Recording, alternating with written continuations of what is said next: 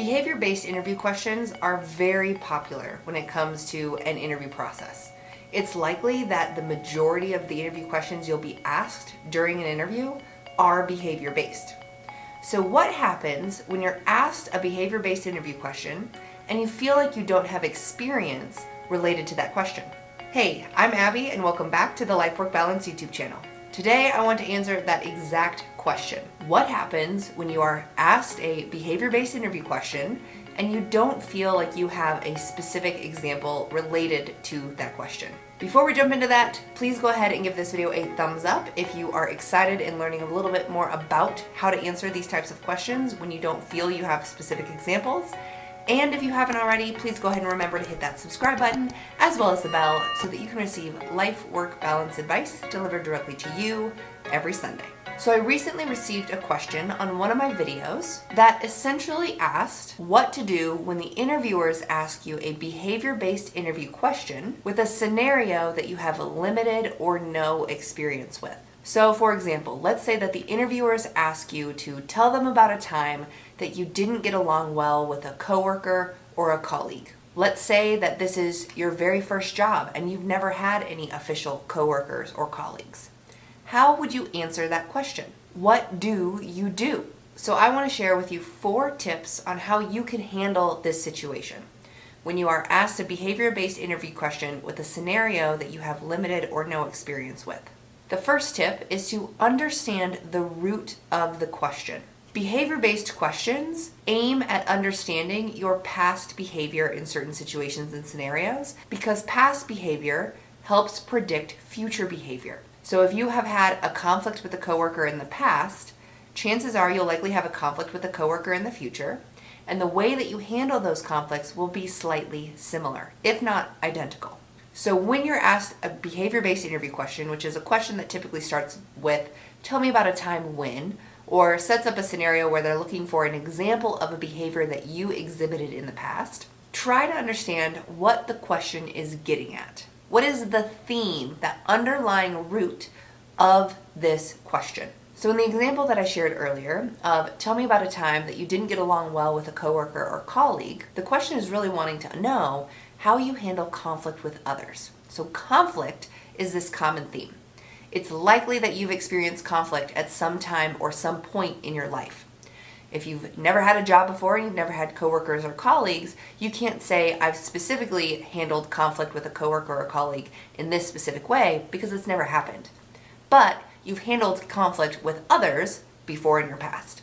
So try to identify a situation or scenario where you have an experience that is relevant to this particular job that you're applying to. Which leads me to my second tip. So once you understand the root that this question is getting at, so in my example, conflict, how did you handle it and how did you resolve it or not resolve it? Then you want to identify a relevant time you experienced something similar. So, for example, with this same question, tell me about a time you didn't get along with a colleague or coworker. Think about any time that you didn't get along with someone. And is it relevant to this specific job? Do you have an example of how you handled that conflict effectively and had a positive outcome? So for example, if you've never had a job before and you're trying to think of a time that you had a disagreement or you didn't get along with someone, think about maybe any of your school group projects in the past. Was there ever a time where you worked on a group project in school or for any other organization and you had a disagreement or you didn't get along well with someone who was a part of your group? What happened and what was the outcome?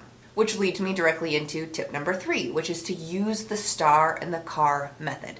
So the STAR and the CAR method are very similar. I've linked to a couple of videos in the description box below that will help explain the STAR and the CAR method. My preference is the CAR method because it's shorter, it's a shorter acronym.